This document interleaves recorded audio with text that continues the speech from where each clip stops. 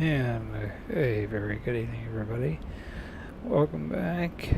Here we are in Cincinnati, and it looks like they're just finishing up the aft and forward belly section of the cargo walls here, just finishing the walk around. Everything looks good. Yeah, tubes, AOA vane. Looks good. Power. Alright. Check out the nose. Everything should be. The nose gear confirmed. Everything else up in the flight deck has been completely pre-flighted. Everything is good to go.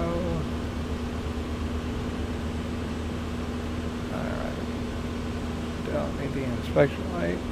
Got plenty of light from the sun. Anyway, I'm going from Cincinnati to Kansas City. 1 hour and 15 minutes according to the weather. So let's do this. Alright, I'll go ahead and shut the door. I know, the captain shuts the door. Anyway, or I'll just shut it from the EFB. How do you shut the door around here?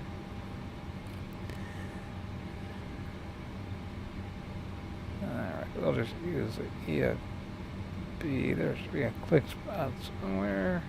Where is the click spot for the door?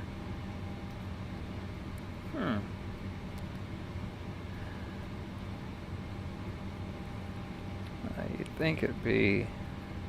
Oh, alright, got it. Very good. Alright. Anybody in the jump seats here? Nobody there. Just me and all of you. Alright. We can shut the door behind us if we'd like. Alright. And we are good to go. Climb over the pedestal. And, there we go. Alright. Let's get the APU up and running. As soon as we do, then we can really begin to do something. Alright. Let's go ahead and turn on the, let's see, what we should be equal on fuel. Yep, 8,630 in each wing and 1,025. 1,250 in the belly. Alright. Let's just turn on everything else that needs to be turned on. And we will be on our way. Alright. And fuel pumps coming on. Anti-collision lights. Not starting anything, but okay, let's get rid of the bleeds on the engines, except AP, air, and electricity. Yeah, that should begin to cool things off. It's a little warm up here. A little warm. All right.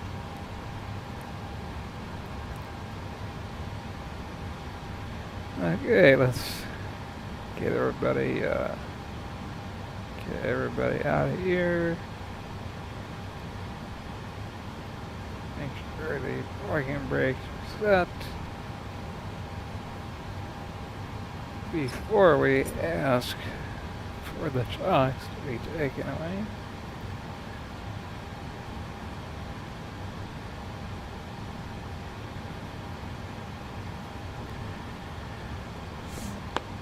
and the forward doors are armed, and we release all vehicles. And ground connections, we don't need anything else here. Release that, and lines as well. Should be good to go.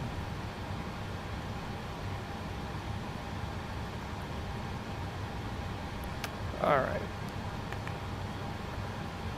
Bring up the EFB. And come back to the map. Alright, now since we do not have anyone to tell us if we're clear to push, we have to kind of do that on our own. As you can see, if you compare this flight to the previous flight from yesterday evening, you can see that I updated Cincinnati Airport, and we actually have a cargo ramp. Freeware done by, I'll put the person who made the add-on, it's free. I'll put his information in the description below. Looks like we're good to go. Outside of that, it's nice to have a taxiway that doesn't have a massive ravine in the middle of it. And it's even nicer to have a ramp. Yeah, look at that. Amazon ramp. Pretty cool. Alright. Here we go. And push. We're going to be going over to runway 27.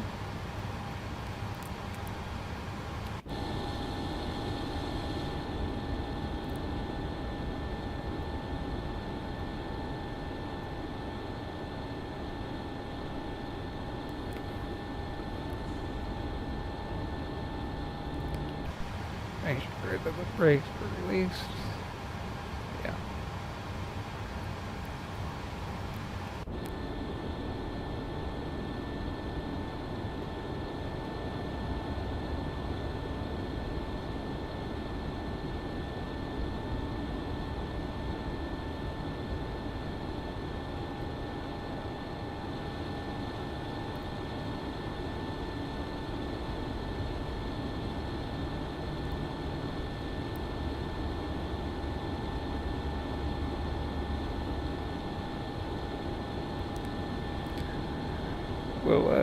We will allow it to push us back about another 20. Okay, even better. Even better. Get that wind kind of right off the nose. So if you have hot air going out the back and the wind blows it forward, then you're not going to be in a fix. So, very, very good job on the push. Impressed. That's very impressive. And that is the default pushback from Flight Sim 2024. Not bad. Alright. Let's briefly go over the takeoff before I can break down. Go over the pre-departure check. V1 rotate, what our V speeds. V speeds are.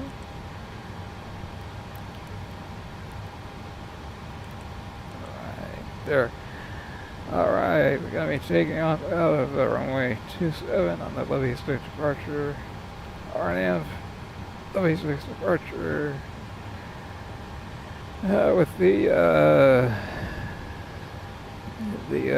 Charlie Oscar uniform. Transition. V1 is 139. Rotate at 141. And V2, which is our safety speed, 149. If anything happens prior to V1 on the runway, we will bring the engines all the way idle, and I'll get the aircraft, bring the aircraft to a complete stop. And we'll assess what we have to do. UFO, first officer. Contact ATC, tell them what's happening, and we'll take the issue and our issues from there. If it happens after V1, we'll take it into the air with us, maintain runway heading, and I'll have you contact ATC, even though technically it'll be me. Contact you, contact ATC, you'll tell them what's going on, and then we'll mitigate, look over what we're dealing with, and since we are above our maximum gross landing weight, we'll simply ask to be rerouted back to runway 27. That's a briefing right there. Any questions? Nope. Okay. And if nothing else happens after that, then what we're going to do, we will, let's see here, let's bring up one little thing.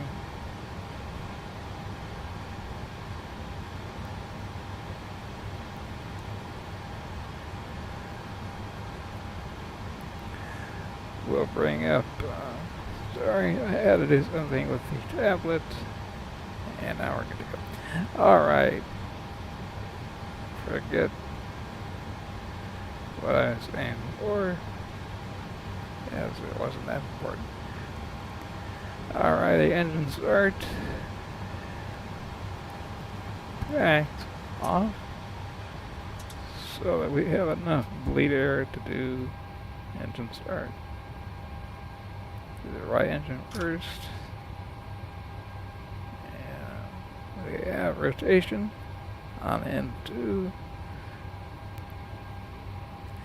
And give us some gas. And there we go. Let's see what our EGT is going to be. It's going to top off at 525 is going to be my guess.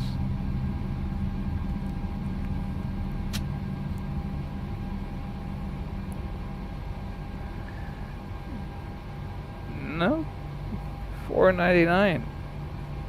Pretty good. Pretty good. Alright. Left engine. Waiting for that rotation. There it is. And give it the gas.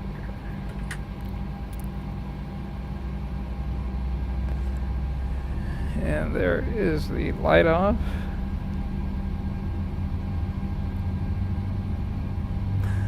This is the only thing that is better than the max. The max engine start is 2.5 minutes. With the NGs, it's a lot shorter than that. Temps out at 468. Pretty cool. Alright, let's get the generators on. Get it off of the APU. Get the air off the APU and onto the engines. I should say from the engines. Auto and left and right back. Set to auto. APU can go off.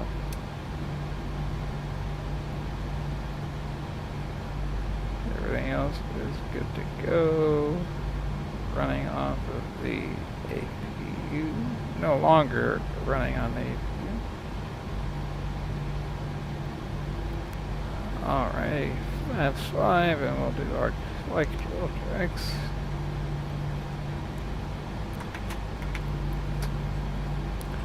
Okay, all the way to the left. Good. All the way to the right. Good. Elevators. Speed brake, you're in the way. Elevators all the way up. Good. 2 down. Rudder all the way to the left. Good. Neutral all the way to the right. Good. and neutral. Speed check, speed breakdown. Flight controls are good to go. Alright, we are flying on VATSIM. However, there is nobody on frequency. And I gotta do one last thing. That is the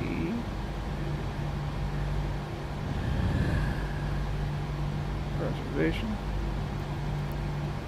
For now, it's doing us at 34. We might change that en route. Let us see what it's like. We'll see what the ride is like at 34,000. And if it's good above, then we'll save the company some gas and go a little higher.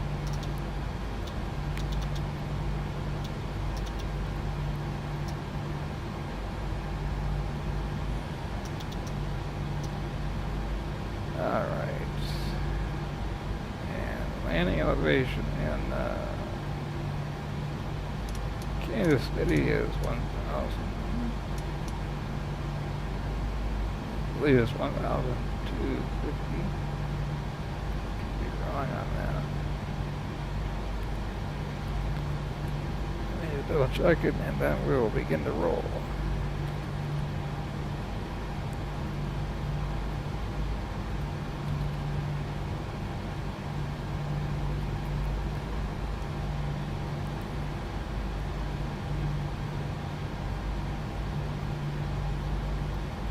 Alright, it's actually 890, so we're gonna say 900.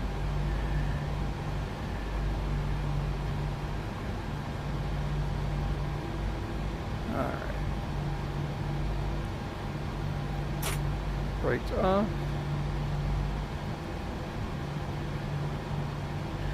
A little heavier than yesterday.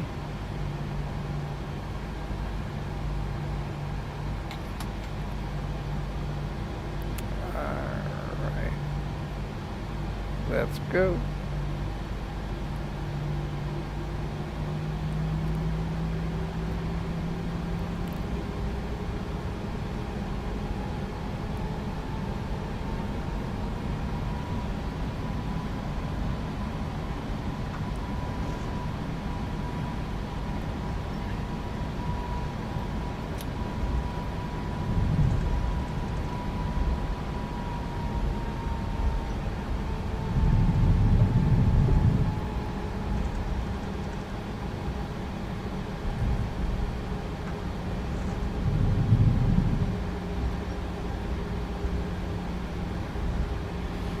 Well, it looks like we'll be watching the sunset on the flight.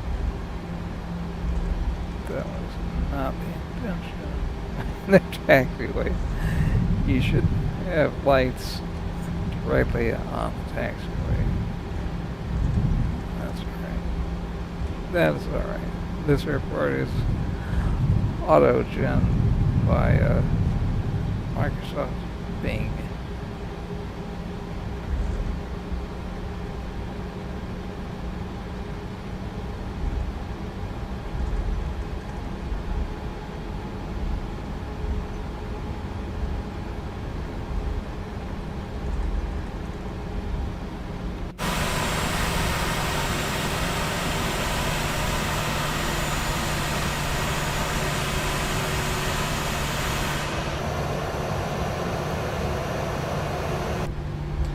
One thing to note, just because the sim gives you a steady wind component, in this case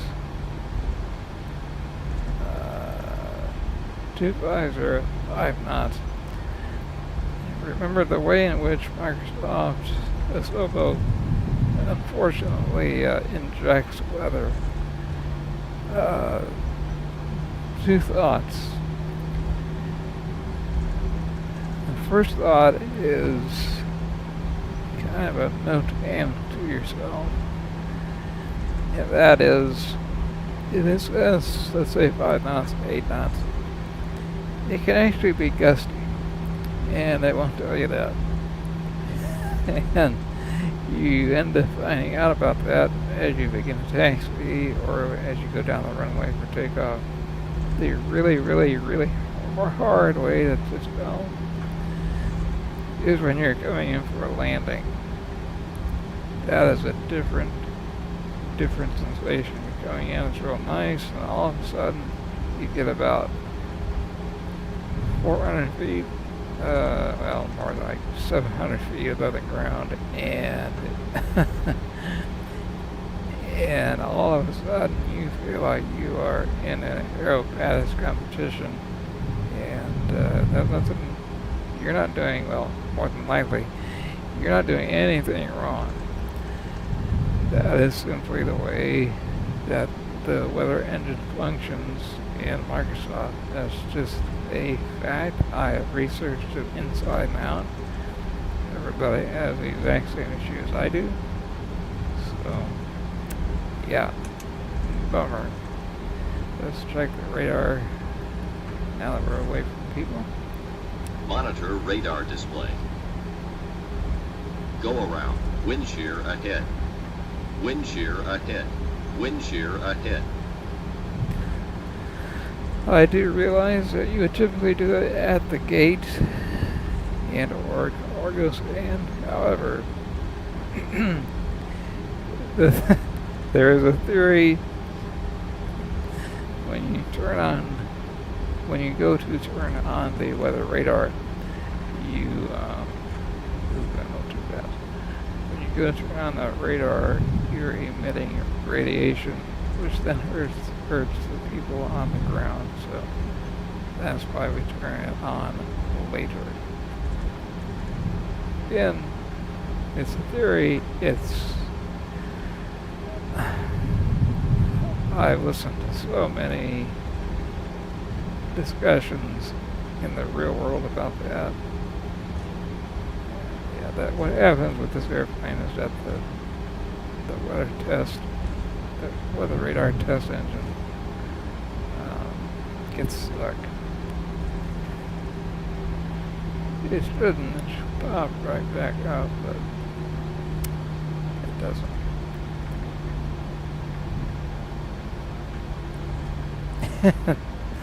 You can tell it's a little windy, I should say gusty, because the wind, the tail is all over the place, as you can see.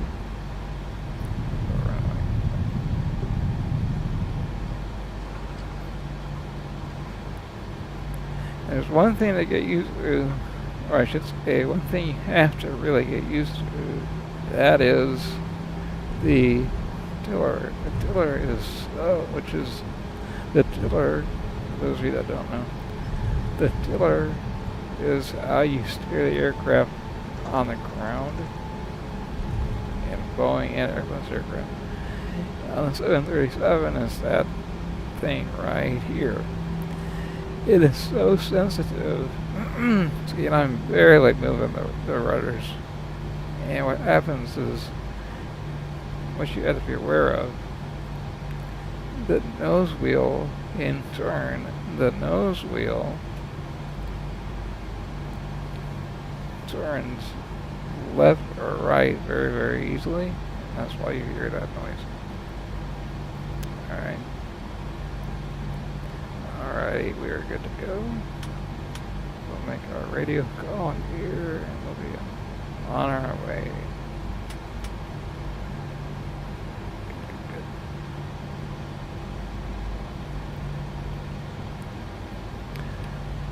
Cincinnati departure, UPS 116, departing runway 27, straight out departure to the west, Cincinnati traffic. There we go. We let everybody in the area know that we're taking off runway 27, even though, according to the map, nobody's around.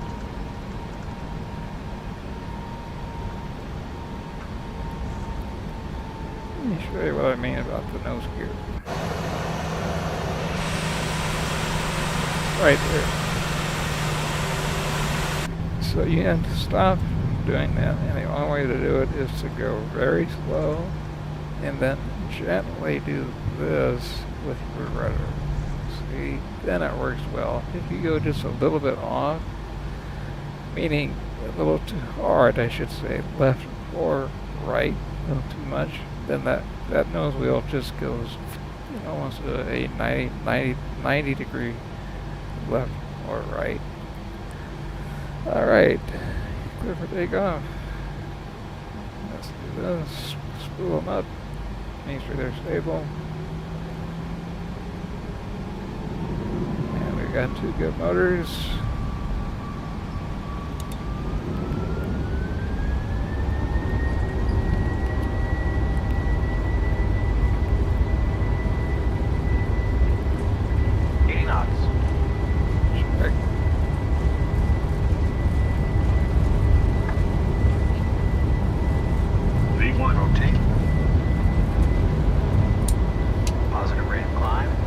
You're up.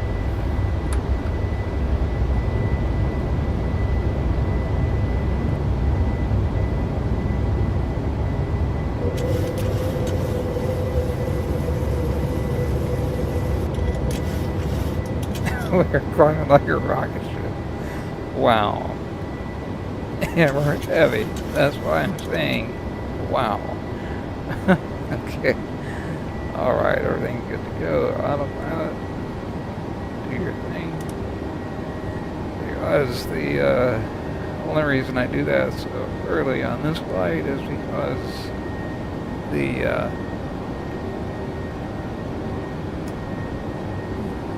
SID begins right off the end of the runway. Flaps all the way up, please.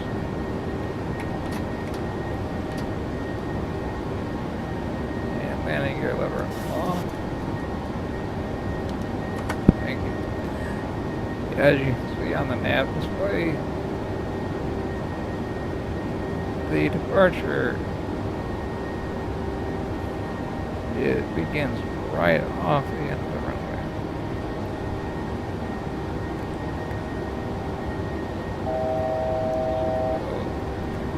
Alright, let's pretend that we got clearance all the way up to, let's say, 30,000.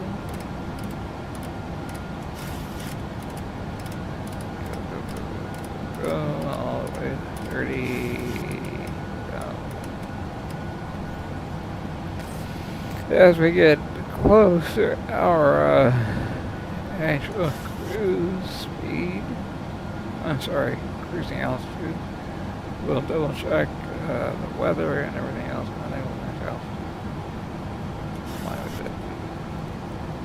Oh, I know why. Alright. It's a safety feature. No problem. Let's do this. Let's do a flight level change at 240 so we don't have an overspeed below 10,000.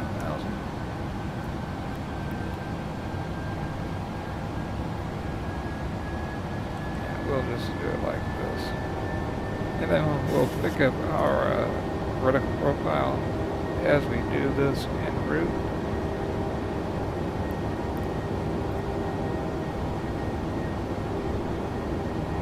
It's simply easier that way because otherwise you'll do that overspeed. And in the real world, if you do that, in other words, at 200, greater than 250 indicated under 10,000 feet, the AT, the FAA will get very, very, very, very upset with you. And I would assume that conversation would not be a fun one to have.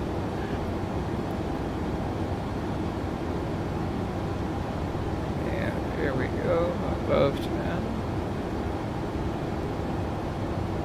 Let's see if we can re-engage the VNAV. Or if it's going to give us another error. It shouldn't. I mean, we're on the money now.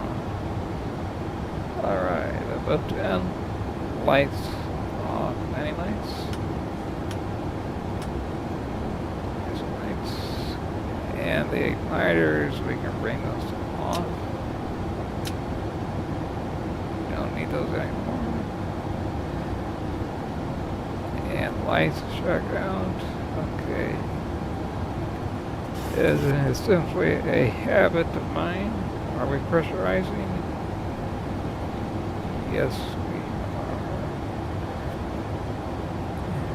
are. Pressurizing at about, there we go, 500 feet a minute. Yep, now that we're in the main gist of the climb. 500 feet per minute, that's what you want to see.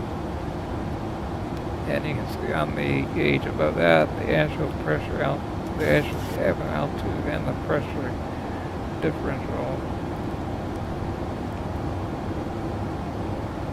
is climbing. So very good, we are pressurizing. Very, very good thing to see. Whizzing through 13, now 14,000. Alright.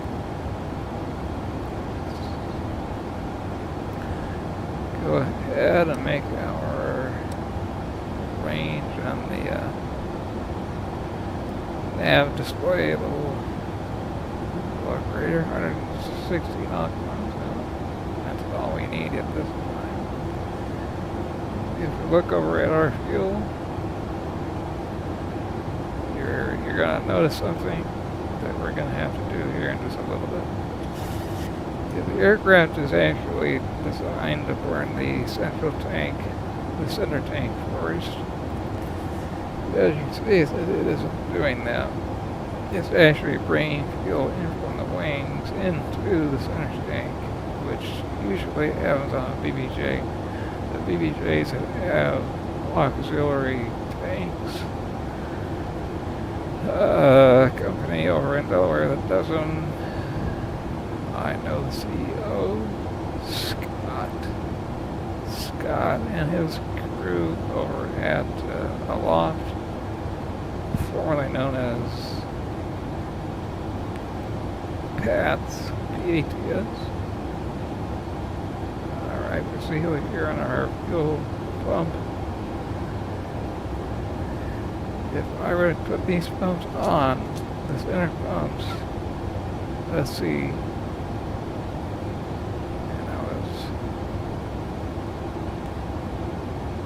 I did this on purpose. If I don't turn those on, standard on the altimeters. There we go. Then what happens is the fuel comes in from the wings into the center tank, and the center tank, the engines pull fuel using those two pumps. Those engines pull fuel from the center tank. Now, by putting the center tank pumps on, what that does, it forces the fuel coming out of the center tank and directly to the engines, and then it burns from there. With a BBJ, what happens is you have tanks in both forward and aft cargo holds down in the belly of the aircraft.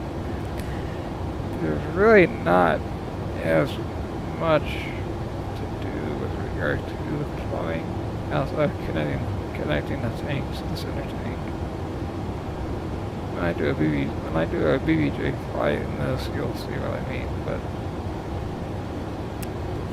what happens is those center tanks just automatically begin to pull fuel from those auxiliary tanks. And straighten that thing back here. So you really don't even have to think about it. As long as the center pumps or center tank pumps are on, it's constantly pulling the fuel. Now, since the center pumps are now on, should I have put them on back on the ground? Well, I wanted to show you guys what would happen if I didn't. I just said, I'm glad I didn't, as it gave me a chance to show you how the fuel pump system on the 737 actually functions. And now with them on, the fuel is strictly being pulled from the center tank. As you can see, the left tank is 7,500, right 7,600. those two numbers are not going to budge until that center tank is almost at 0.0. It doesn't technically reach 0.0. It ends like 0.08, 0.04, somewhere around there. As soon as it does, then we get a master caution light. And that simply tells me, hey, wake up, turn off the center tanks. That's what it does. Climbing along at a very nice pace, 2,000 feet a minute, and our Mach number is going up as well. Not bad. Again, we got a lot of cargo on board. What else was I going to show you? Well, let's just wait for that center tank to get to dry. That didn't come out right, did it? Let's get this center tank dried up, and then you'll see what I mean. Meantime, 27,000. Let's check out the view.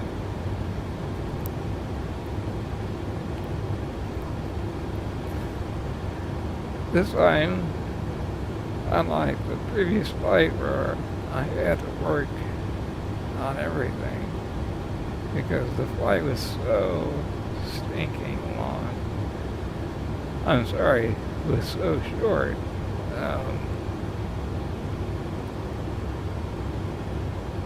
It thinks it worked. Okay, I see what. SimBrief, I see what it did. It gave us a. Alright, we're not going to do that route. As soon as we go over Indianapolis, we're going to go direct to Helms. This is a route that was set up when there were thunderstorms moving through the area. Obviously, there aren't any. And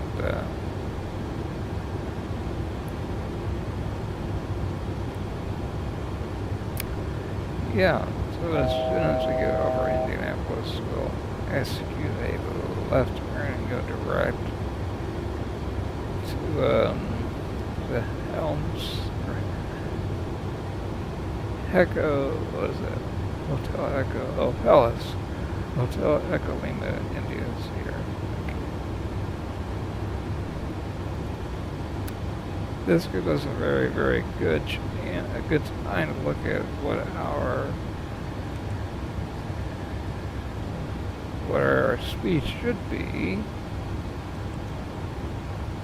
versus meaning what dispatch gave us 0.76 at 34,000 feet. I think not. Optimum 377.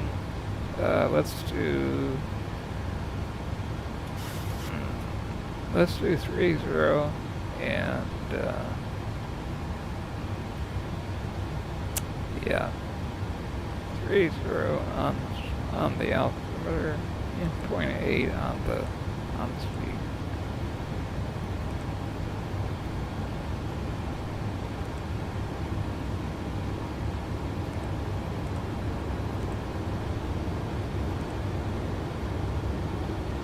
So look at what the fuel will be. Oh yeah, we're gonna be, yeah, okay, great. Yep, we're actually saving fuel by doing this. Alright. Increase on the MCP, aka autopilot panel. 380. And there's the master caution light, fuel, yep. Like I thought. Why are we not climbing, however? I would like to climb. I really would. Let's do this. Sometimes you gotta kick it, give it a little bit of a kick, and then it goes, oh, I need to climb.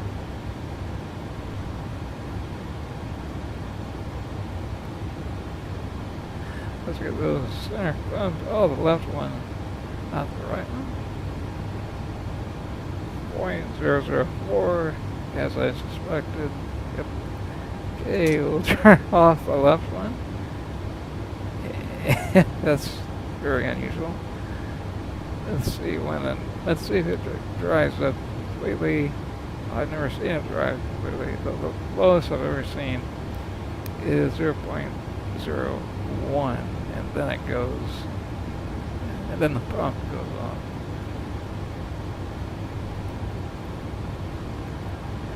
While that's working, let's go ahead and throw Alice after Victory Hotel Papa, which is a Brickyard VR. Let's put that into the plan.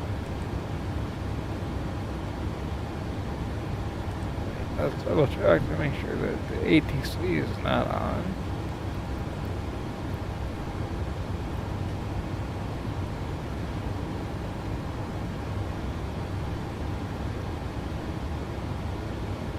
Please, somebody asking a question here.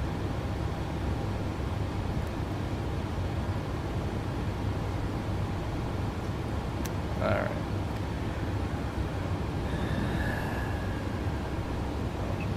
Climbing yet. Go to VNAV. Is it gonna do what I want it to do? Please.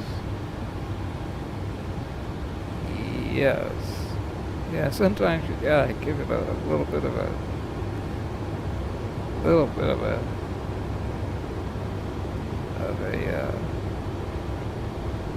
a nudge, if you will. Okay, we're gonna execute this, and we'll be turning over at Indianapolis in just a few seconds.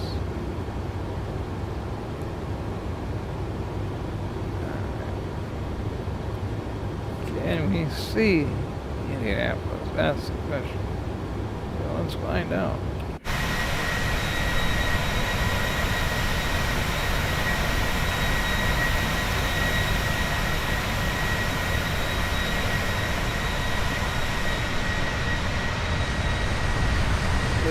Little cloudy.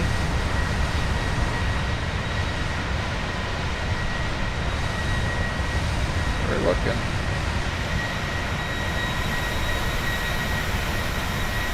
Oh, there we go. There is Indianapolis International Airport. Just behind the left lane. There you go. And where did I take my initial flight? Initial flying lessons? Right over. Not there.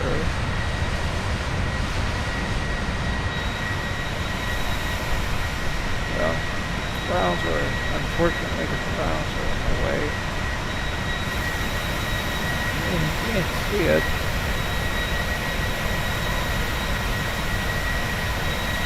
Alright. That's what I expected. The fuel tank, the fuel pump on the right needs to go on. And this should resolve the master caution. Yep. Oh, it drained it all the way. Cool. Then they've updated it from their previous version for MSFS 2020 or FSX, one or the other.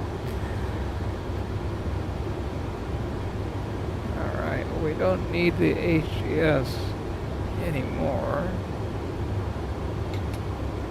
Out of the way.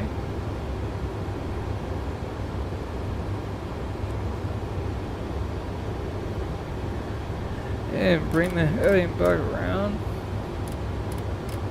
273. If something happens, you're gonna thank me later for doing that. In a very big way. If something does happen and something goes wrong with the LNAV or what have you, you lose an engine. Well, take that back.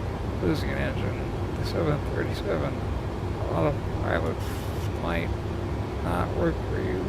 Maybe it will, one or the other.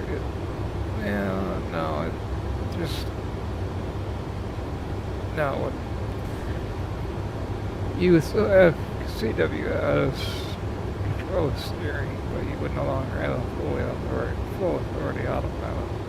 So, 273, again, that just helps you out. Now, flying the aircraft that I've flown the most, 777 and the 74.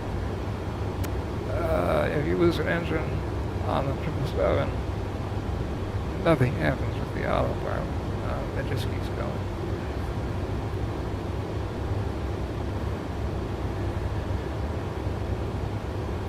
And as soon as we get up to flight level 380, which is just 300 feet, we're going to look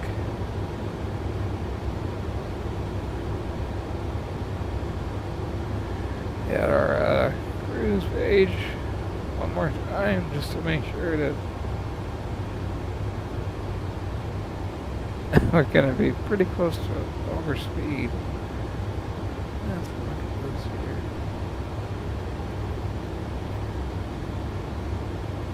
By coming up to 38, flight level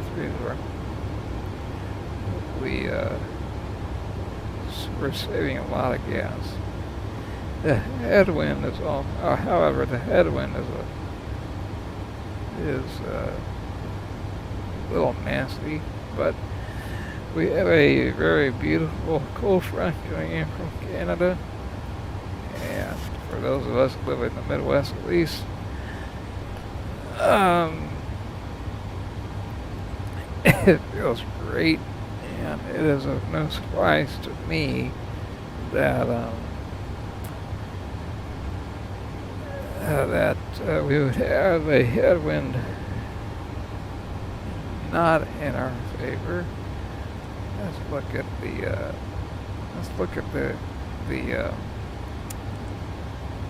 actual wind component.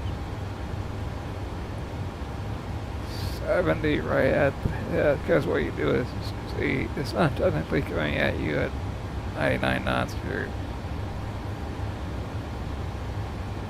meaning it isn't coming right off the nose. 99 is coming in, it's hitting the quarter side of the right side of the fuselage. So this breaks it down for you. Headwind 69 knots. The crosswind being 64, which is the effect.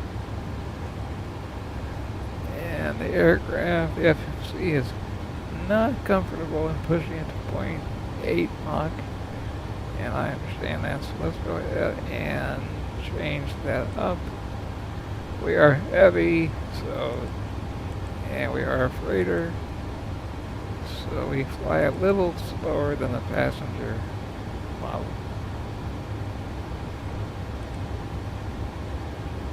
122.8 is what should be on.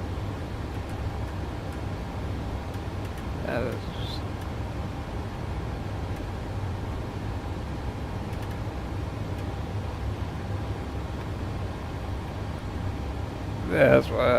That's what I was concerned with.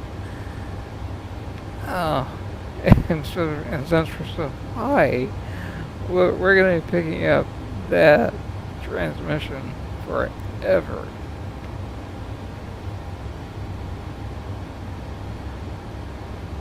Yeah, we're going to get their ADDONS all day long, and that's going to suck.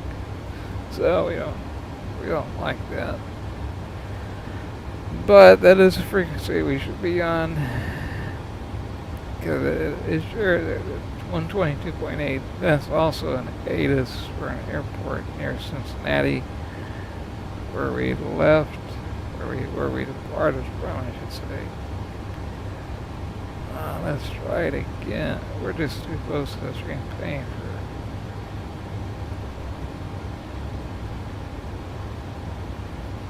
Yeah, it's just going to continue to do it over and over and over. Well, as soon as the information bar, if you will, on the bottom, as soon as that goes away, then we'll go back to 122.8.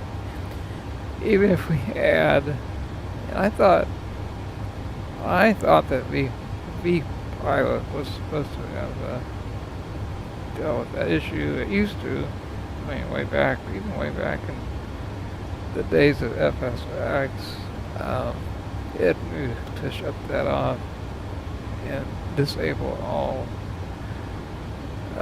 built-in ATC, but doesn't.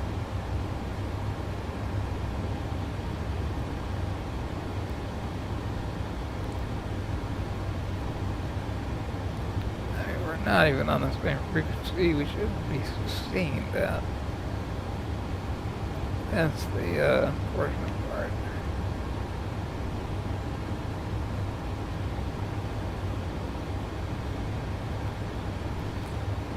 Huh. No.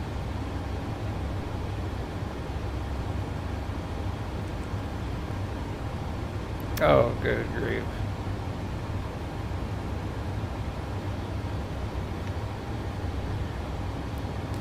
And if we add a talk to another aircraft, that would be going on in the background, and there's no way you could communicate. Here's what we're gonna try. I just thought of this. Let's look at it from a different point of view. Let's do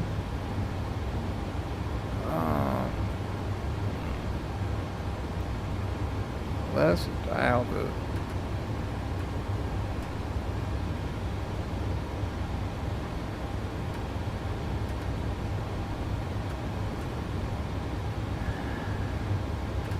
it's just a high frequency sensor.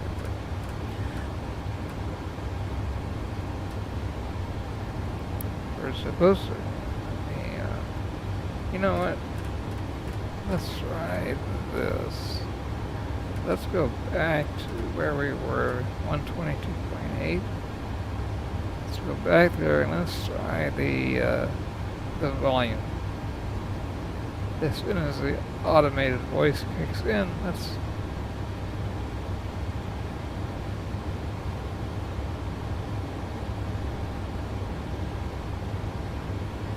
there we go. That's better. Let's just do that.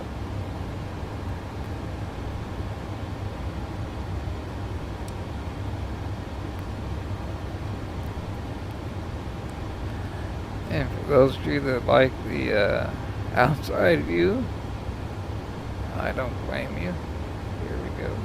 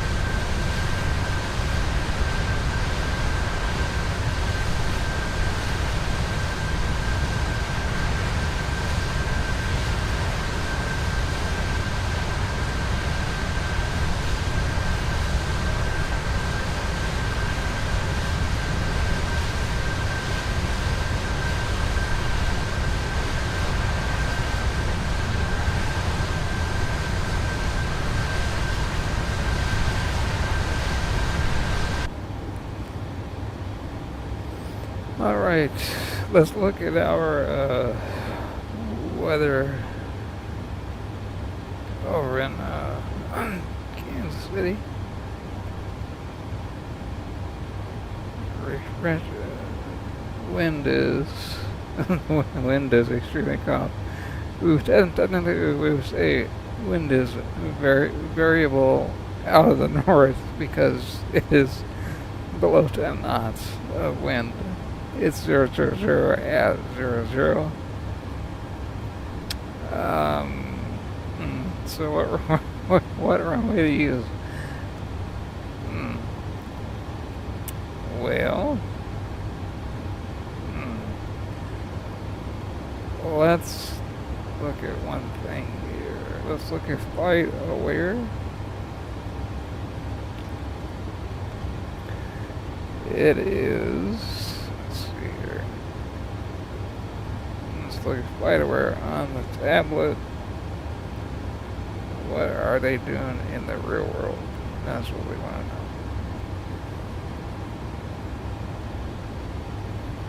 Let's look at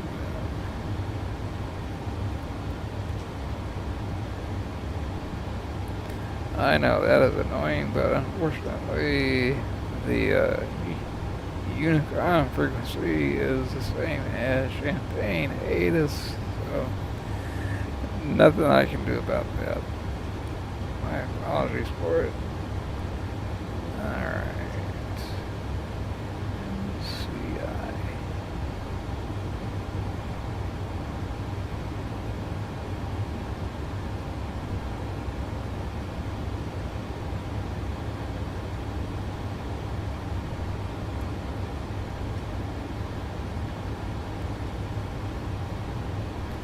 Alright, in the real world, they are landing.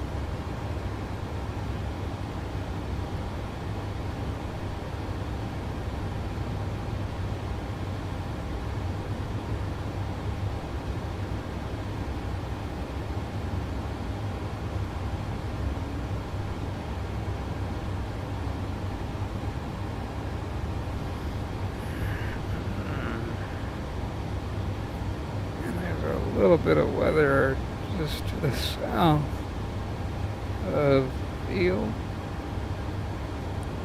and to the east of it. And I cannot tell whether they're being vectored to the west or the... Alright, here's what we're going to do with that.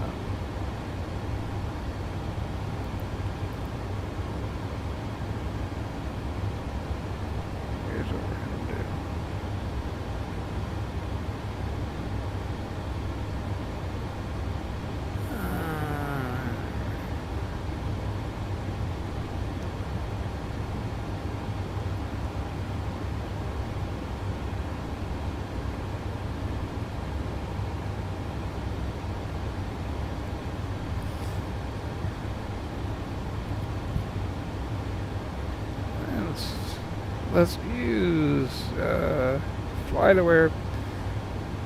FlightAware, they have a beta model, I should say. They have a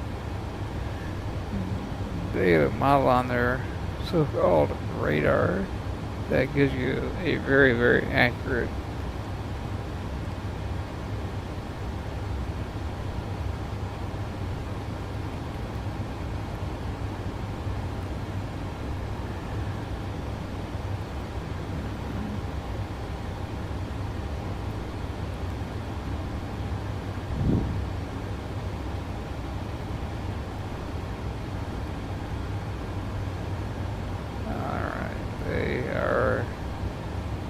landing to the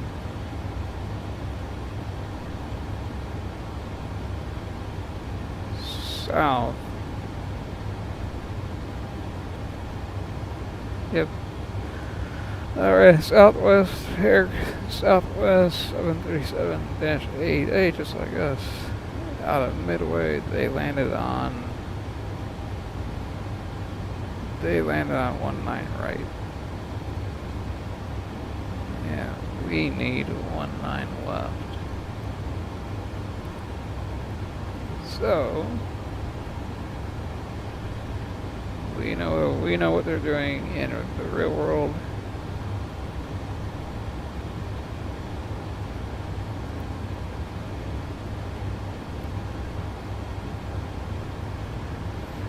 Like 19 left would be preferable. Technically, cargo is off 19 right. So we'll just plan for 19 left. It's 9 plus 9,500 feet. We can do that. No problemo. Alright. 19 left. We'll do that.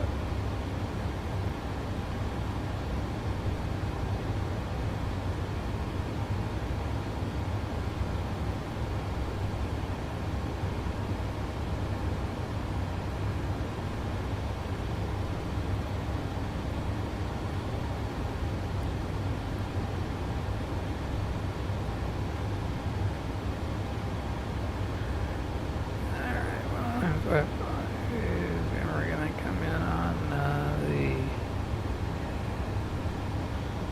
the airman transition. Alright.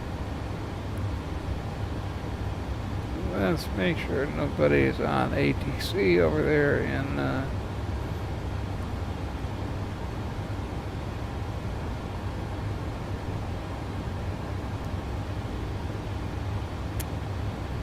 nope.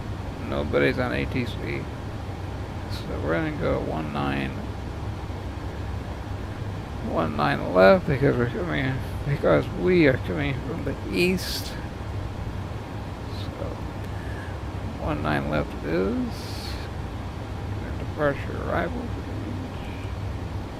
I'll zoom in for those of you watching with a portable device such as a phone or a tablet. Alright, ILS 19 left is what we want. And we are going to utilize look at the first flight. We need the buddy transition. Buddy looks like it'll work. Buddy it is. Buddy will work beautifully. Let's read that.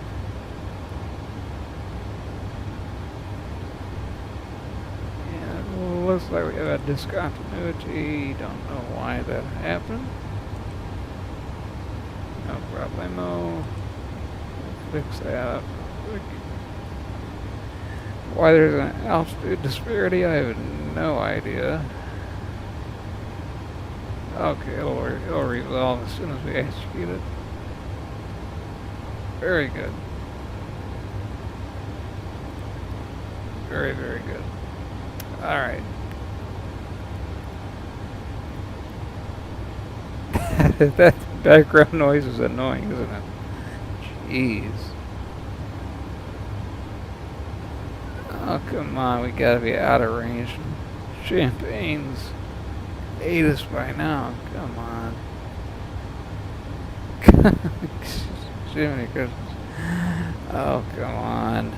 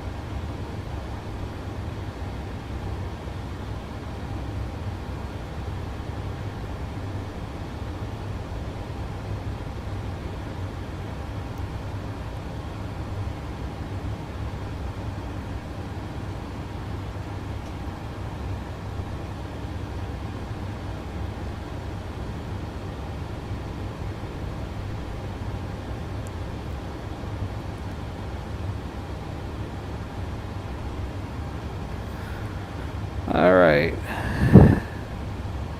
I mean, because for those of you that don't know, Champaign is actually almost a couple hundred miles south of us. Let's see if we can find it. See that? It's so far south of us. It's practically on the Ohio River border. It is that far to the south. Huh. Let's see, it's only somebody else is trying to talk here. Atlanta Center is on. Let's see who's online here. Atlanta Center, Denver Center, Houston, Indy Approach, and a small aircraft, I should say like a GA, just above a GA airport. Tower frequency, somebody's open down there, so. Huh.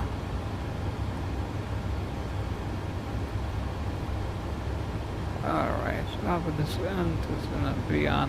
It's gonna be with us any minute. Just for 8,000. I did not do that. That's my fault.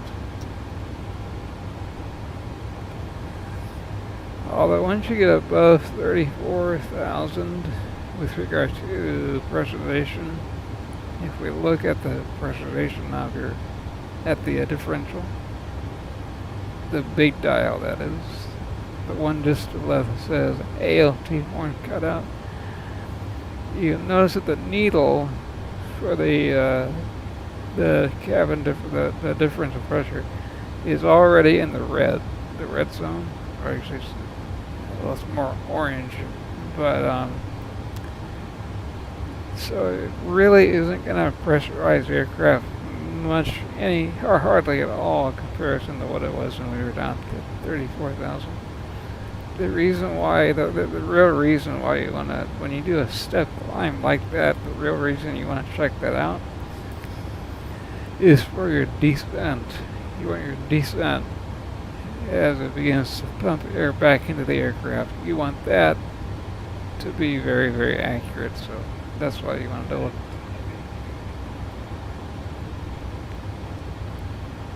That is not us.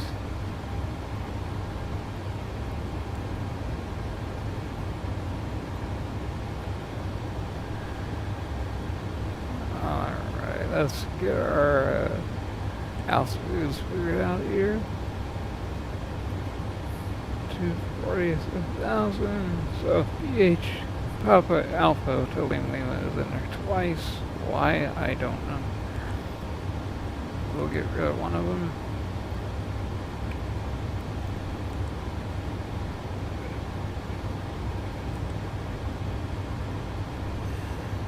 Put that in here.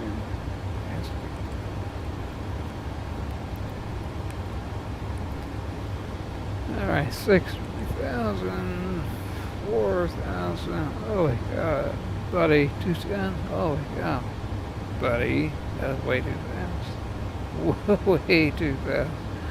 180 at the most. My goodness. And that'll be 4,000 feet. 040. Execute that and bring the MCV altitude down to 4.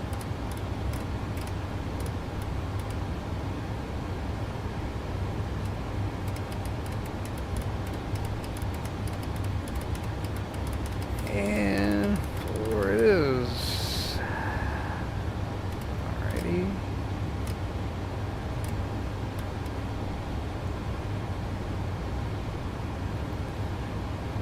Alright.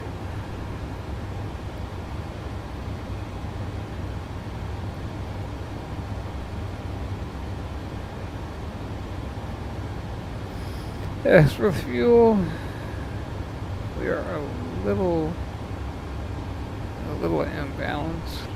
200 more pounds on the right tank and the right wing compared to the left wing. Why that is, I don't know. Both engines began technically it's all tank to engine configuration. Tank to engine for both began at the exact same time. So why there's a 200-pound difference, again, I don't know. I wish I could tell you. Let's look at the electrical system real quick before we begin our descent, just making sure that we're good. I should have checked. I just always assume with PMDG that everything is working good. Gen 1, 46 on the AMS 115, yep. And 42, 115 on the AMS, good, good. Good. Looking good. And then, like, if you want it, then you can cycle through the battery. You go. Name does auxiliary battery. Everybody's standby power. Everybody's good all the way around it, which we don't need to. We'll just leave it on battery. Everything else is good. Okay, top descent coming up shortly. Let's do one last little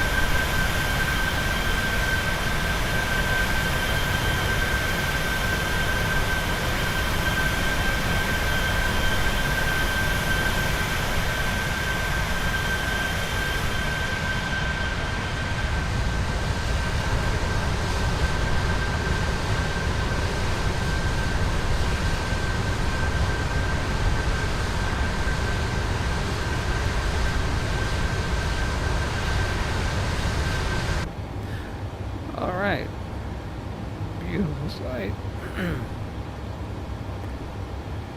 Beautiful.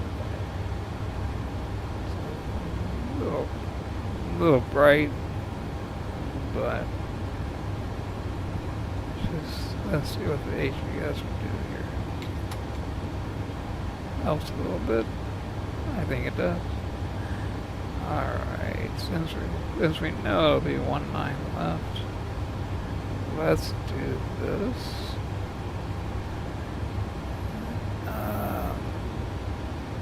Airport elevation is 1,027. I knew that number was 1,027. So what we're gonna do is, for the HGS, we're gonna program our elevation for the runway.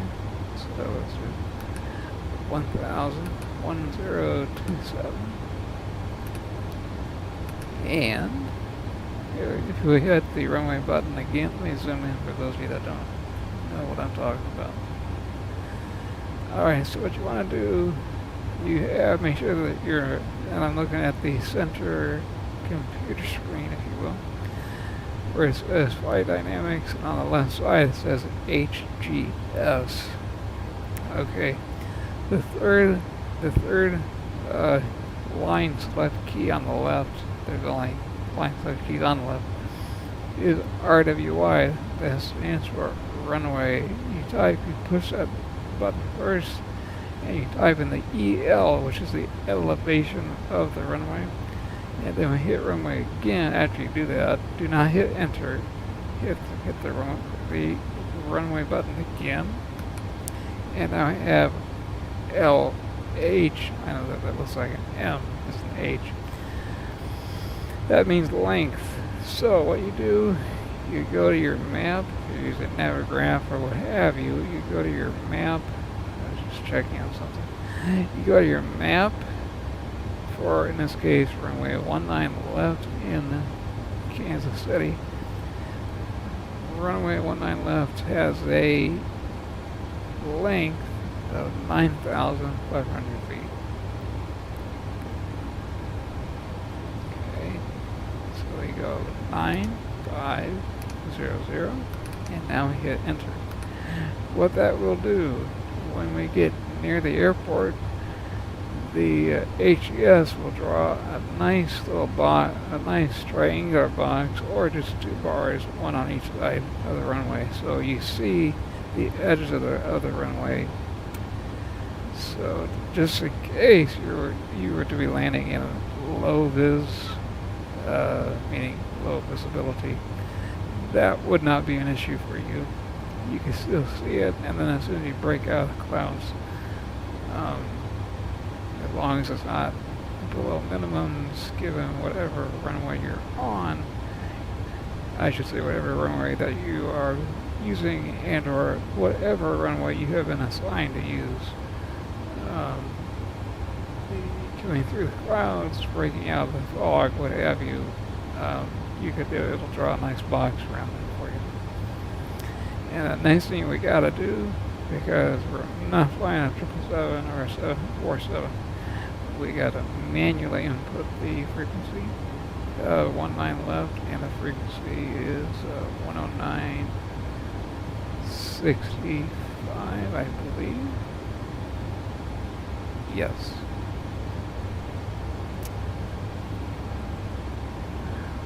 $109.65. So 109.65.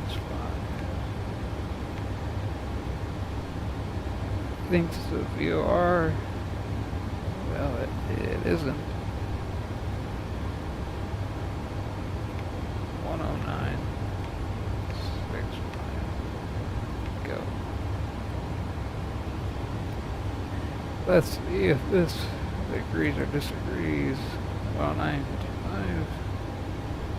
Oh, did I misread from the map? Hang on. I did. My bad. It's a 5 now. It's not a 6. That is one nice feature. If you type a VOR frequency in, it tells you that. There we go. 109.55. Beautiful. And same on the right. 109.55.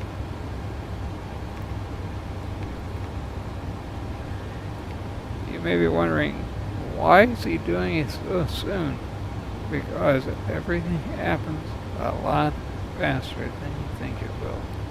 You may think you have all the time in the world. No. When you begin to descend and deal with ATC, deal with various other systems, time goes by so fast. Yeah, we're going to be landing on a fairly short runway, not real short, but short enough. I'm going to go ahead and set the auto brakes to max. And double check the METAR at Kansas City here. Refresh. What do we got? Winds are out of the east at 6. That really doesn't affect us anymore. However, let's check out flight aware real quick. Just real quick. Let's just see what they're doing in the real world. Okay.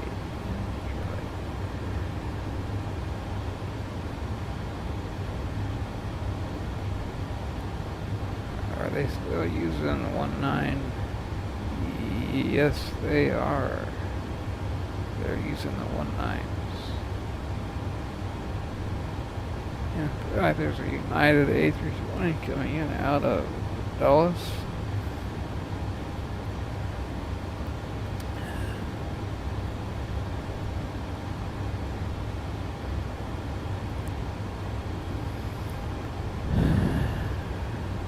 Let's see what it looks like. They're gonna give him 19 right. us, that would be awesome. Let me look at the traffic on VATSIM here.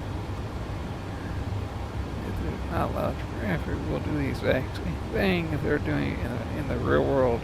Why can't we?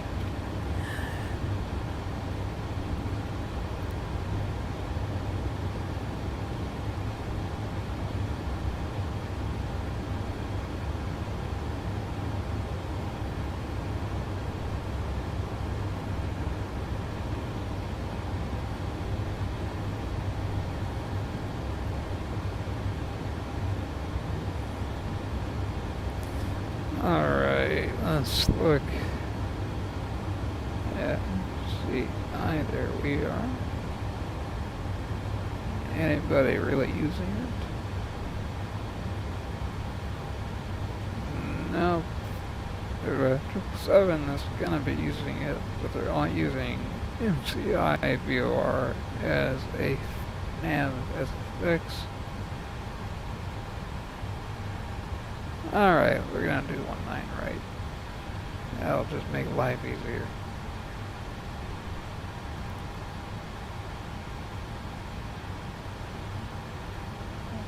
One nine right it is.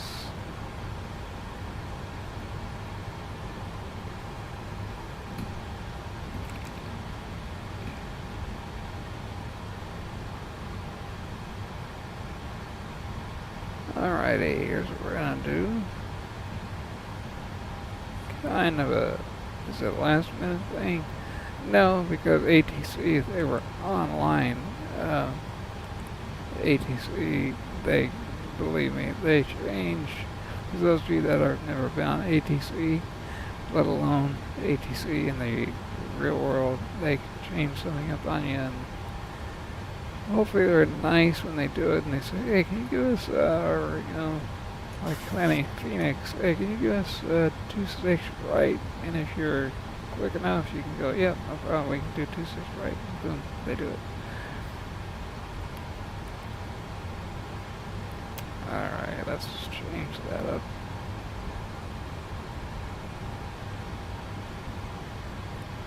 We need 19 right. Alright, let's 19 right.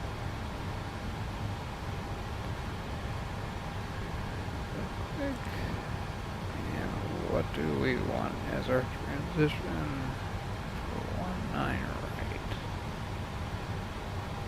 We want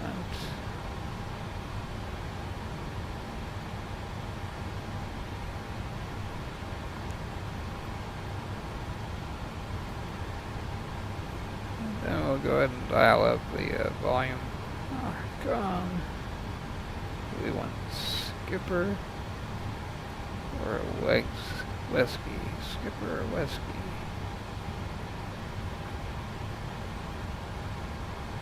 Huh. Neither show up.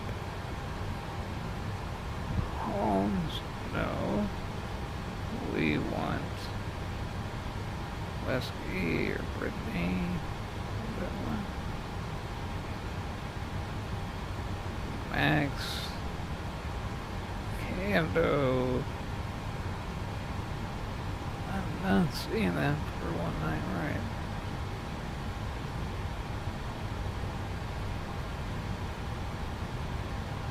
Huh. Holmes, Brittany, Angie. We'll just do direct, and then I'll deal with it later. 19 right.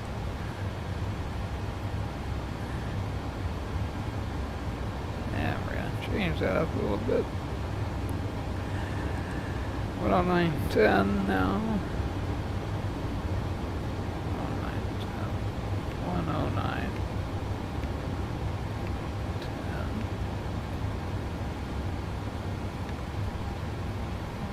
10. Yeah, we will reset the HGS inflow very shortly. Of course, on this sucker it is 191. 191.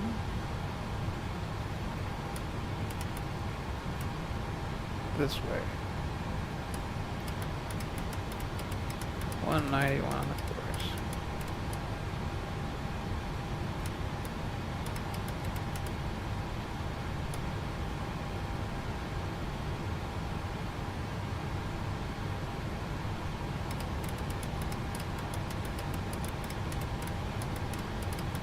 There we go.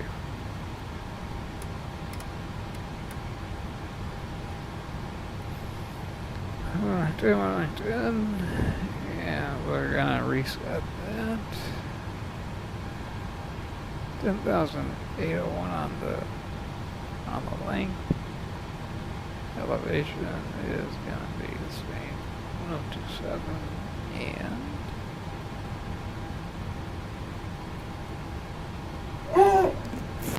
hang on, everybody. My little dog here. It's okay, buddy.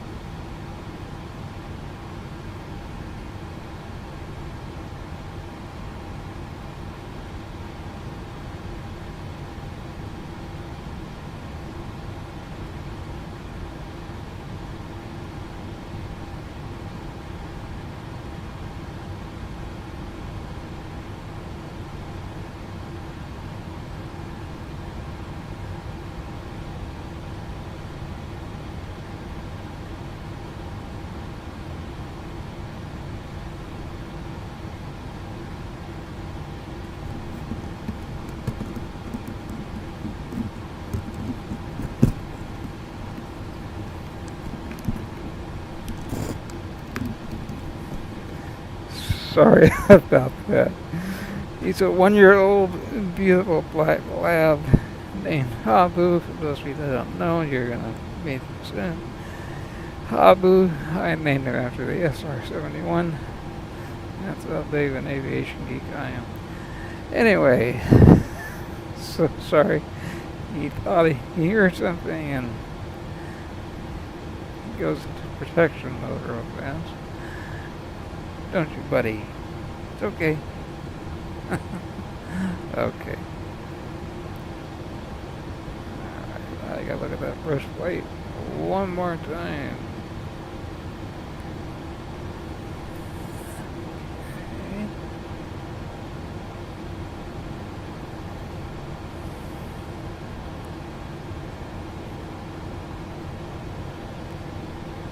Some way to do it. Couple ways to get there. Okay. Final, what's our outer marker is going to be Pika. Either way will be good.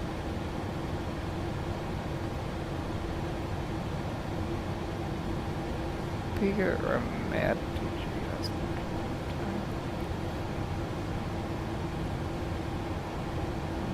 Mad TG, and we're going to be below 2500.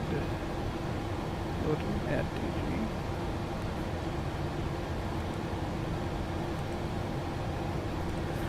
Make sure that we're coming in slow, and we should line up very, very well. And I mean real well. Let's go back. Look what the weather is. Let's refresh the meter again.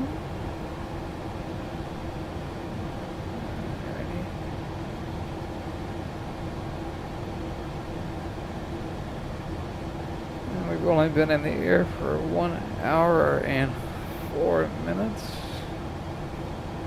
I guess if you're really bored. Click, click, click, click the pen. Alright. We are obviously not bored. What is our altitude? 3007. Alright. 3007.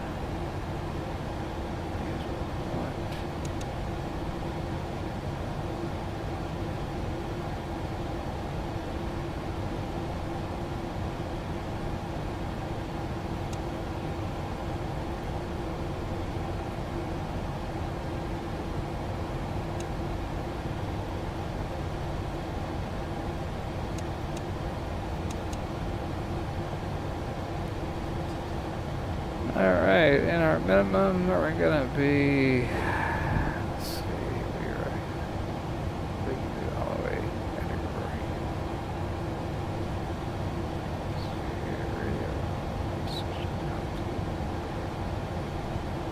RVR is 07, if you're going CAT 3, DA on that 1091, that'd be, we'll do 10991 to the barrel. 1091.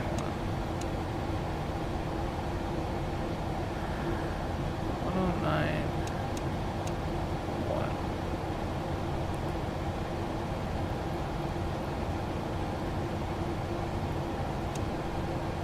Alright.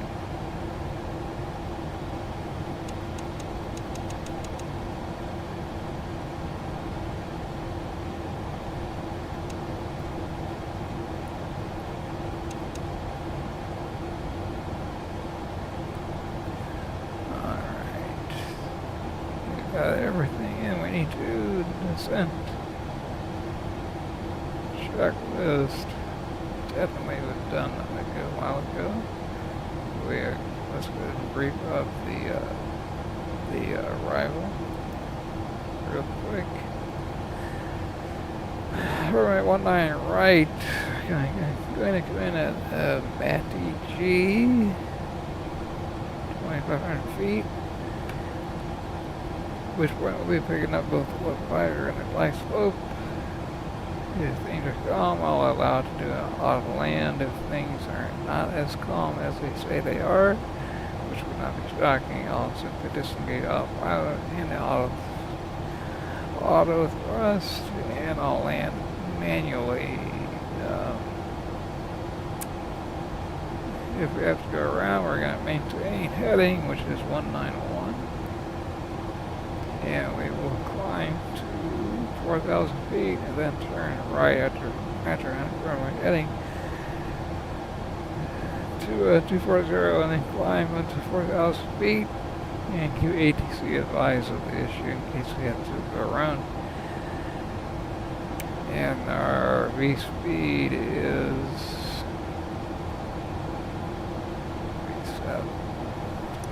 V speed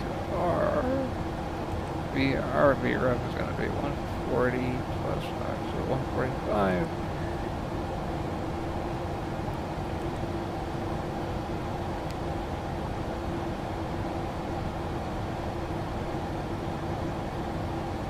Back to this for a moment. We're going to go skipper first, and then we're going to go into MTG. We'll be lined up on the lower light slope. If we have to go mist, no problem. 2,000 feet initially, and then right turn heading to 40 on up to 4,000 feet. And then ATC goes all the way up to. Any questions?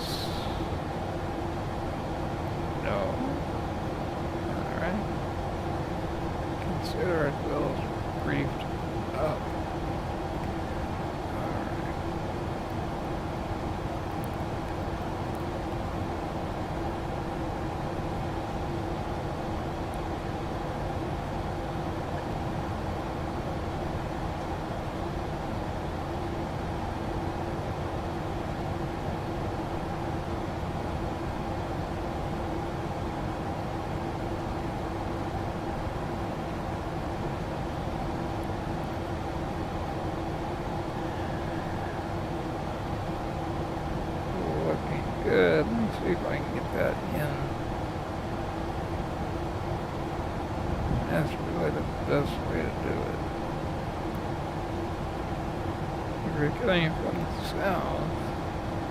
'Cause you just sit back and watch the aircraft do the whole approach.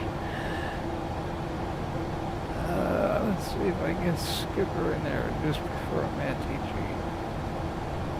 Where's Matt TG? Skipper is already in there. My bad. Alright. Very good. It loaded that in automatically. Very, very good. Alright.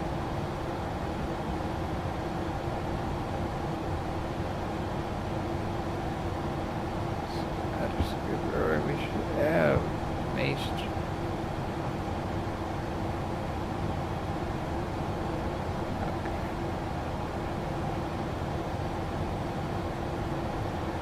4,000 with 210 on speed. Based on experience, that is just way too fast. For a 737, believe it or not, 737s do not, especially when you're heavy. They're not as slippery as an MD-80. I'm dating myself. Not as slippery as an MD-80, but man, if you got some weight on board, 737s are not easy to slow down unless you level off and allow the speed to bleed off and then stay there, which is why the speed brake is utilized a lot, to say the least.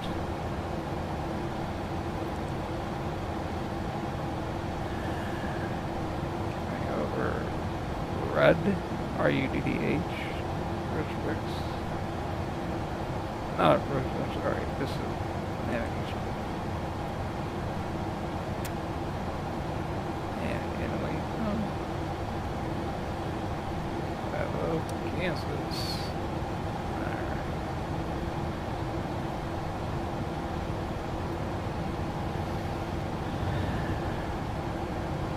I mean, if everything looks really good, then I'm not gonna touch the autopilot. All that I'm doing auto land simply because this is the first time I've done the second time I've done a flight, even offline. This is only the second flight I've done in the freighter model of the PMDG 737-800. Yeah, I would love to see what it does on a auto land. I would really like to see how it handles. So in the backup HSI, I'm going to put the push on there.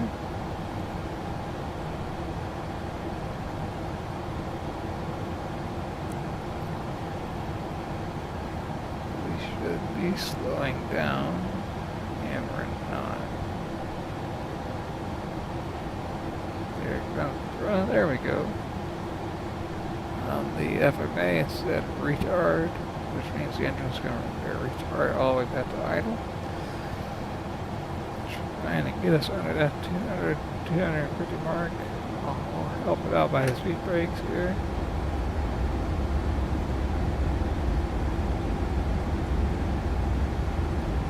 There we go. Speed brakes on. Remember, if you can, if you can do it, technically it's 250 knots indicated below 10,000. But anyway, landing lights. Yeah, blow the lights. Why not? Why not?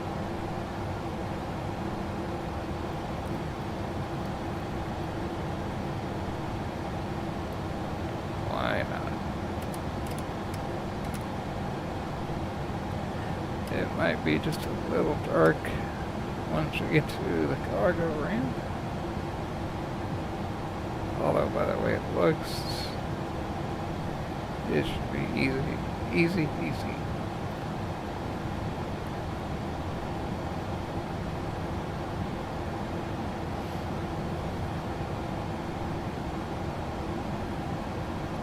Oh, let's see here. Well, hello to Levi Costa. It was Skystream Aviation. Howdy. Can I have a shout out? Yeah, shout out to Levi Costa. Howdy to Skystream Aviation. Welcome aboard. Welcome aboard. Sorry if you sent a message in and I didn't respond. I was a little busy flying the aircraft.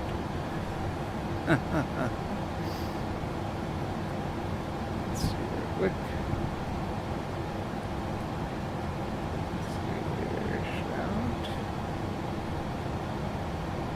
Am I new to the whole live stream thing? You bet I am. Used to dealing with ATC, just me and ATC. So, shout out to everyone. Let's see here.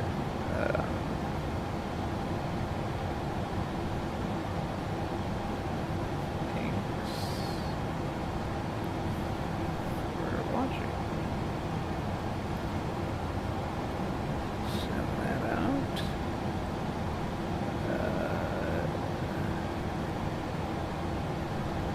Levi, do want to get it from here? Levi space, right? Oh no, it's one. Capital K.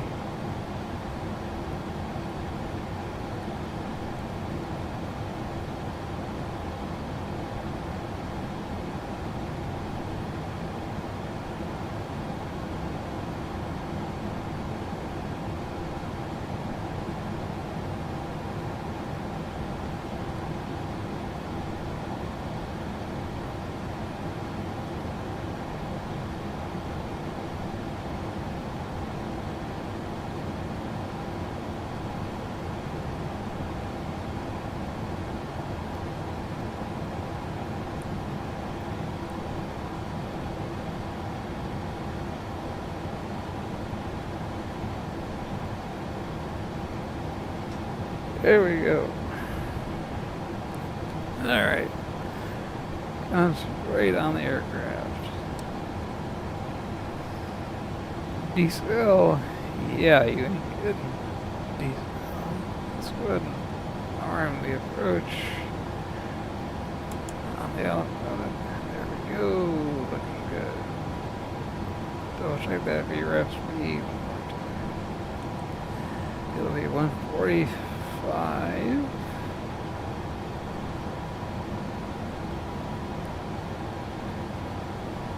Here comes the big deceleration right here.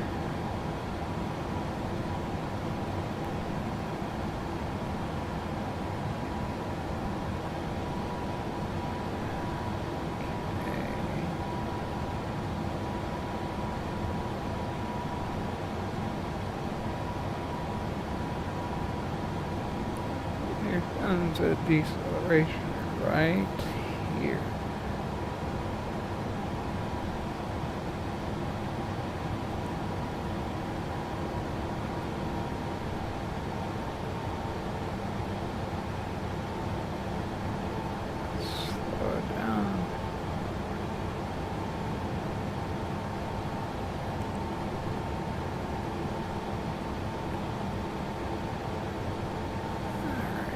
180 is that's the 170.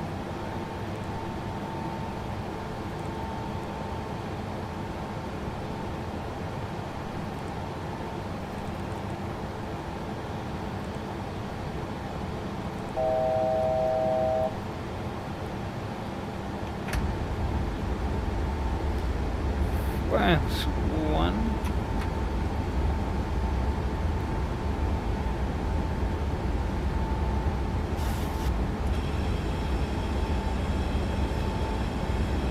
Class 2.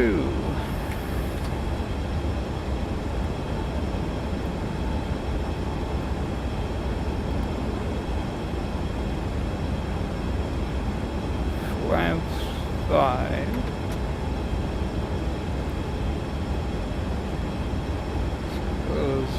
Slats all the way out here safely.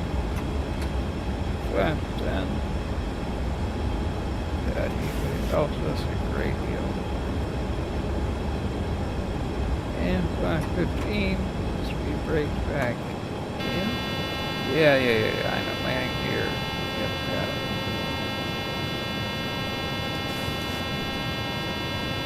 Careful, that wants to get compressed up there.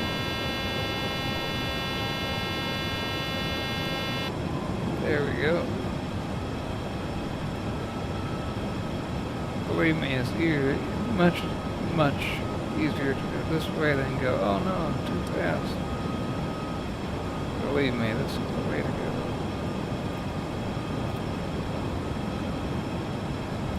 Here comes the runway, I can already see the field. Kansas City traffic, GPS 116. Green final for runway 19 right. Kansas City traffic. Alright.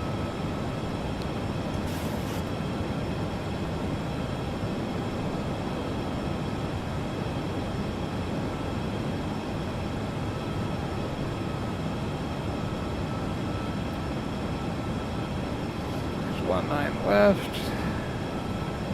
19 right, and we're not descending.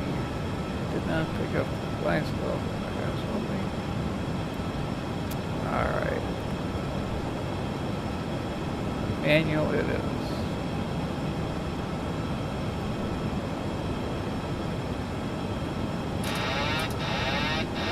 I wanted to see what it would do, but no. That's just the way it is. Alright. Landing gear down, please.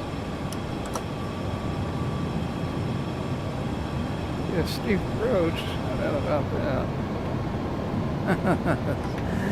Once I take you to Medellin, Colombia, into the Olay area, can never say that, Olay airport, you want to see a steep approach, go down there. We'll take you there one time, not too long ago. The South American tour is still going on, so here are fly adventures. Arm the speed brake real quick. There we go. 2,500. Yeah. Full flaps, please. Coming in looking alright.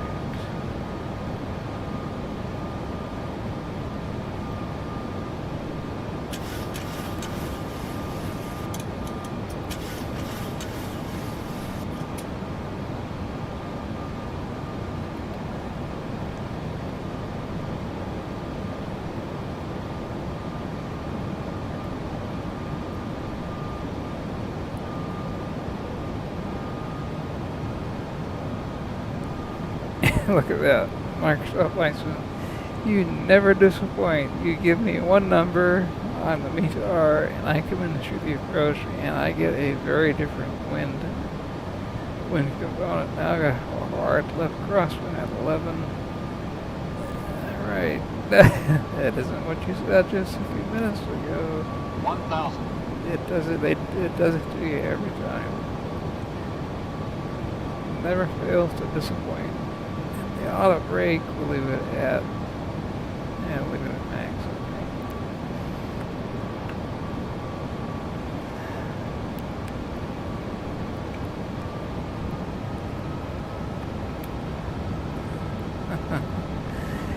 Never ever fails.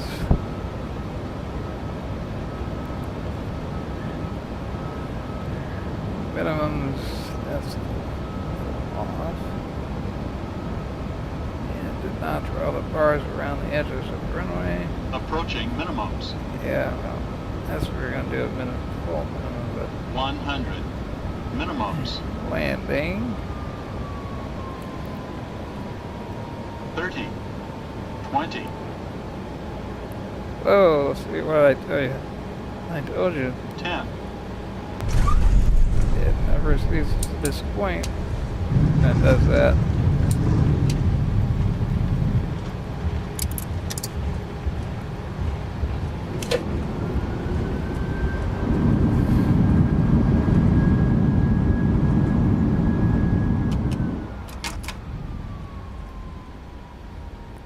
Never fails to disappoint.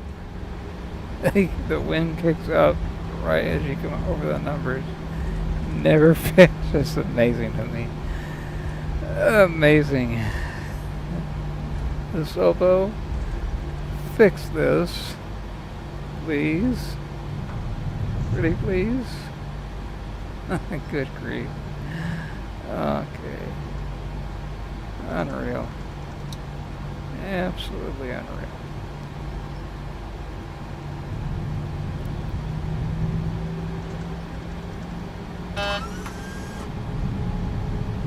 Hey, flap up. Well, welcome to the aircraft carrier. Jeez. Sorry, that was just... It was like fighting a...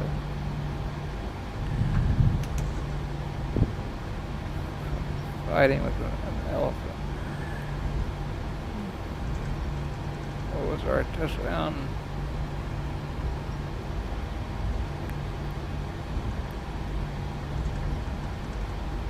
$448 feet per minute touchdown. Yeah, that was not pretty, but also not our fault.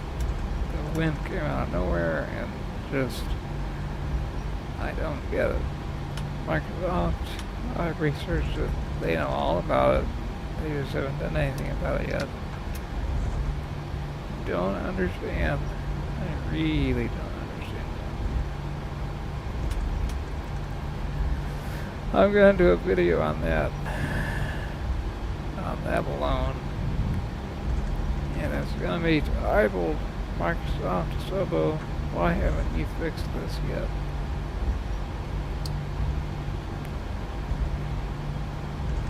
Just about every community on Discord and other forums, everybody said, yep, it is an issue. Therefore, go out and buy a third-party weather engine. I can definitely see why it's very, very attractive for me to do so. That is just ridiculous. Alright, this ramp right here, according to the map, the airport diagram. This is supposed to be the cargo ramp. So we are going to treat it as such.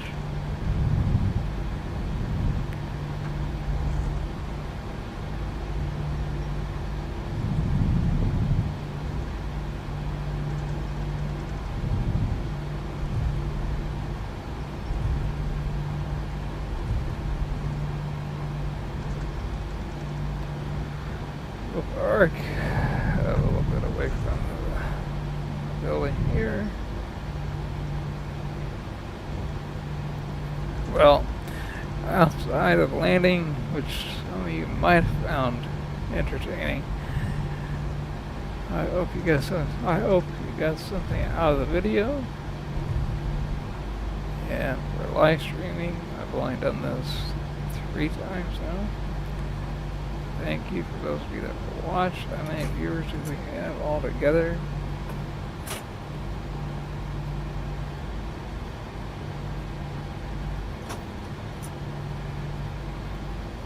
Quite a few. 1, 2, 3, 4, 5.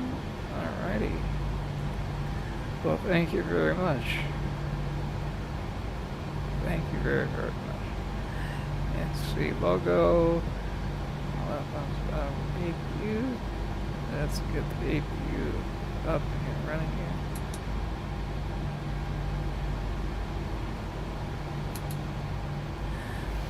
Next flight, we will do a we will make sure that we do a auto land. I know what happened. It didn't intercept the localizer soon enough.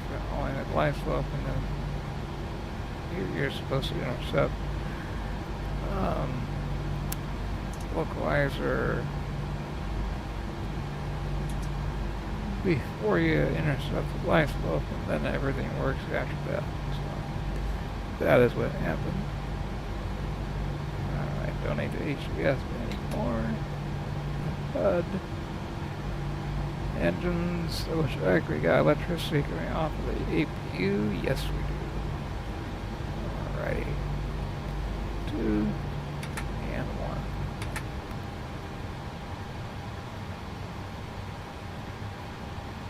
1. Alright.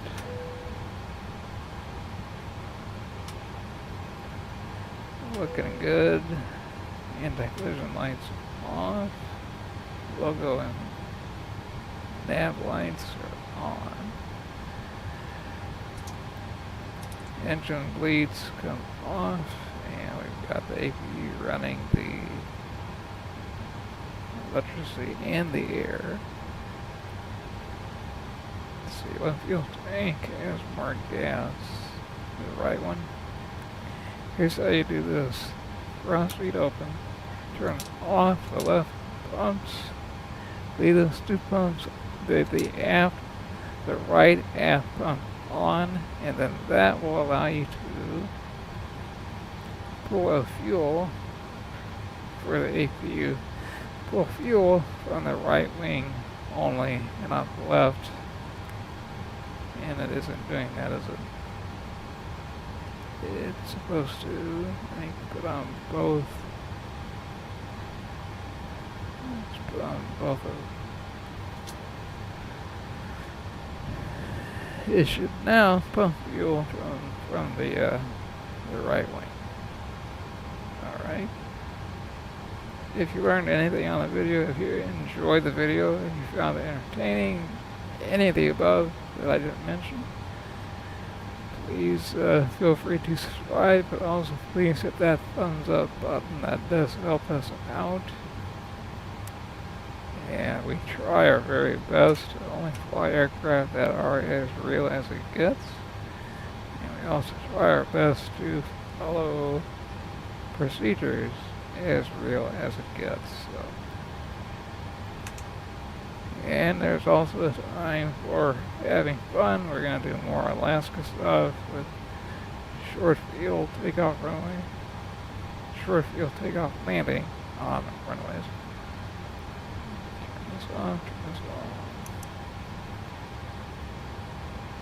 Let's get to the phase of proper shutdown. In the real world, they would already be putting shocks on the wheels. All that. Ground power, yes. Okay, ground service. We want main cargo. We do. Stairs. We do. Potable water, didn't use any. Lab service, we didn't utilize lab. Forward and aft cargo down below.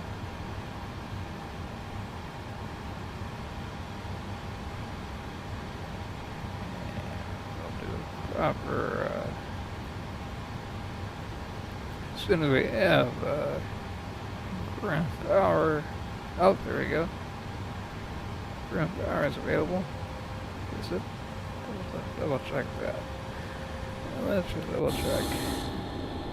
Yes, it is available. There you go, for those of you that like watching some ground action.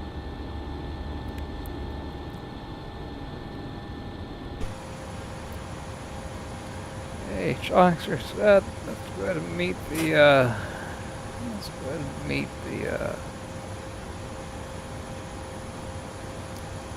sure the hydraulics are off. Okay, that's the main deal here. Those lights are off. Yes. Okay, let's look at one last detail.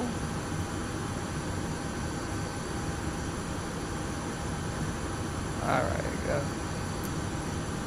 cross speed off, and APU we can go off on you. Turn that off. Oh, did I not select ground power? I'm sorry about that. My apologies. I thought I did. Yeah, damper off. IRS is off. My bad on that one. I apologize.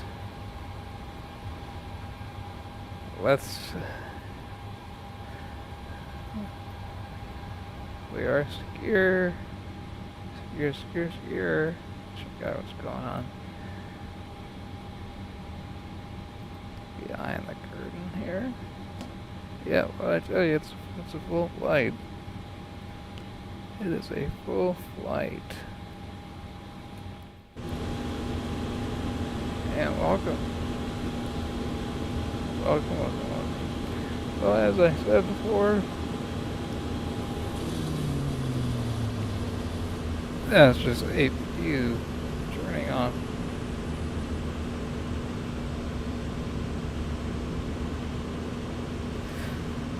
Let me respond to somebody else here.